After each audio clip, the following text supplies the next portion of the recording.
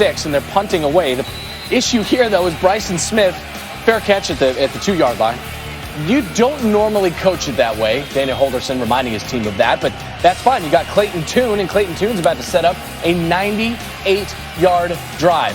Finds Keith Corbin. First down, okay, drive still alive. And then Smith, who made the mental error, we'll call it, inside the 5-yard line, fair catching a punt, makes up for it with this grab. Look at this adjustment on the sideline. Get another look at it. Low angle, get that 1 foot down. His only grab of the game, but it's in a big spot, 16 yards. Move the chains. Later, Tune, who threw for 2 scores and ran for 1, putting some points on the board with his feet here. He's in, and Houston pushes this lead out. It's a 16-play, 98-yard, 6-minute, 48-second drive. Go for 2, don't get it, so you're up 12. Here comes BYU, though. They've chipped away. It's down 5. Zach Wilson had a night.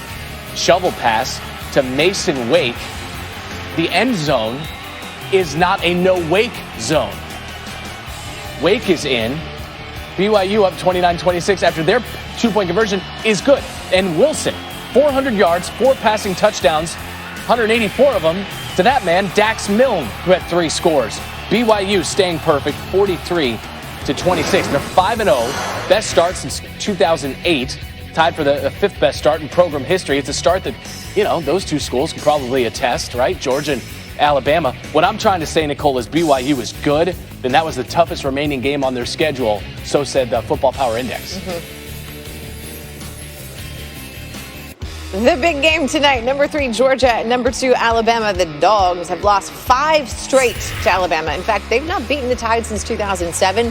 That was during Nick Saban's first year as head coach in Tuscaloosa. Now, I can tell you that this is a big game because I have eyes, but if you want the science behind it, according to ESPN Analytics, this meeting between the Tide and the Dogs has a pregame matchup quality of 98.8. That's going to get you an A, almost an A+, most of the time. Alabama leads the nation in offensive efficiency, while Georgia is the country's most efficient defense. So this is the first time in more than 15 years that the top offense and the top defense have met up in a regular season game. One spot where Alabama may have the advantage is the quarterback position. Mac Jones has been one of the best signal callers this year. He ranks first in completion percentage in FBS. He's also averaging 360 yards passing per game. Georgia's Stetson Bennett, on the other hand, he's been efficient, just maybe not as explosive.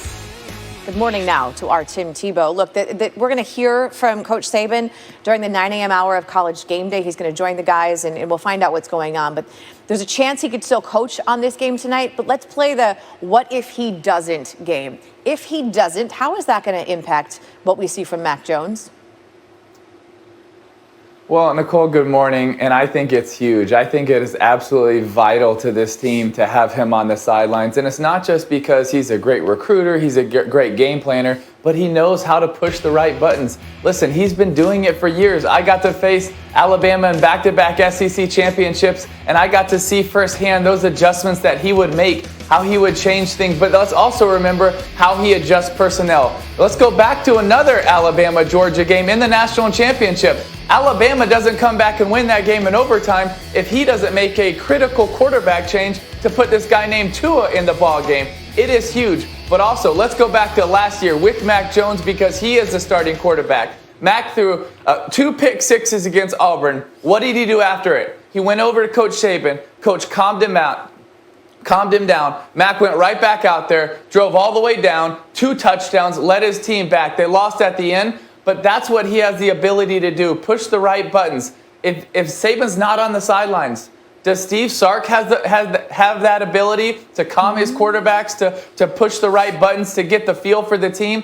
Saban's done it over and over again. Let's go back a couple years. National championship, onside kick against Clemson. He is known for making these critical calls in the second half of games. That's a big reason they've been so successful. It's not just great talent. It's great calls at critical situations. It's the one thing that we've heard all week about Saban. It's not just the adjustments. It's the fact that Saban is perhaps the most involved head coach in all of college football. That's the Alabama side of the story. On Georgia, you've got their quarterback in Stetson Bennett, who's been the center of this offense. And we said he's been playing really well, perhaps just not as explosive as Mac Jones. It's a former walk-on. There are some people who haven't seen him play yet. What should we know about him if you fall in that category? Well, what you should know is it's an awesome story. It's a story of a kid that honestly, most thought he shouldn't really get a chance. Even in fall camp, he wasn't getting a chance. Everybody else was, who's going to be the guy? Oh, it's definitely not going to be Stetson, right? But then the team loved him. They were in shambles against Arkansas. Their offense couldn't have looked worse. They put this guy in the game. Now everybody starts playing better. He starts playing good. The next week, when I even pick Auburn to beat Georgia, Stetson steps up and he balls. He shows his athleticism, his accuracy, his toughness, his leadership. And then against a top 20 team last week in Tennessee, he steps up and he plays better than the veteran for Tennessee. I love this kid. It's not only a story that you root for, it's a story where he's actually legit. He's got the third best QBR in the country. He's got great athleticism, and he's extremely tough. And maybe more than any of that, his teammates want to play for him. That's why Georgia has a shot in this game. Like he just said, third best QBR in the country. You know who's second? Mac Jones. Let this be your reminder. Nick Saban joining the Game Day crew coming up 9 a.m. Eastern. You can see that guy, SEC Nation, 10 a.m. Eastern on the SEC Network. Bye. Built for Success is presented by Rocket Mortgage. Home loans that fit your life. Rocket can. Nicole, this just in from our Field Yates. The Patriots facility is back open this morning after the team canceled practice Friday afternoon following a positive COVID-19 test. So that, of course, now means the team is preparing to play the Broncos as scheduled tomorrow at 1 p.m. Eastern time, a game already moved from Week 5 to Week 6 after positive COVID-19 tests within the organization last week. Still ahead on sports.